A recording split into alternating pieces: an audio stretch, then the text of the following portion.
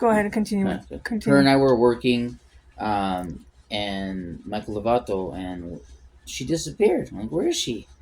We found her in an empty counselor's office with the lights off, with her head down, and she was asleep. She came back 2 hours later and said, "Oh, thanks for holding down the fort, guys. I got a migraine. I had to go um, take care of that." And she had fallen asleep. Michael Lovato found her. Um, Regina Costa, I don't know if she ever fell asleep, but the attitude is enough for just being a miserable, rude woman that's not wanting to help anyone, as well as, well, Michael Lovato. When I first worked with him, I was training him just myself, Hmm. and there's a couple times he did doze off, and I didn't go and take pictures of him and send to Jose, but everyone was quick to do that to me and get me fired. Okay, tell us. We're gonna switch the topic a little bit, and I want you to tell us about um, Gardaworld and Arthur Cooper because that was your job before this job, Mm-hmm. and Anna Gomez did work with you. So, tell me about Arthur Cooper and what happened in your last days of employment there.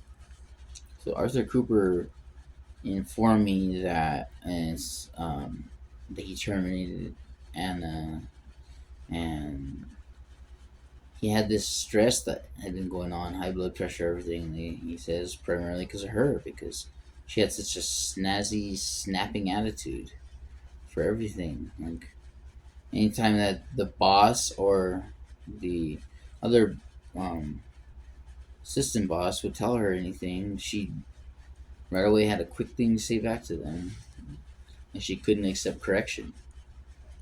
So you would say she's quite narcissistic. Yes.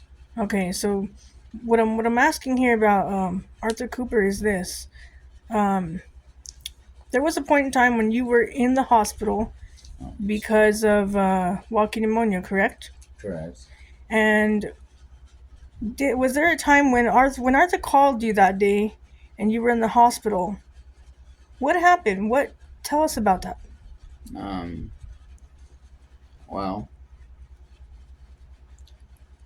I was sick, and this was on Friday, October 4th, and I was there, and I worked the shift from I believe it was 2 p.m. to 11 p.m., and I was really sick.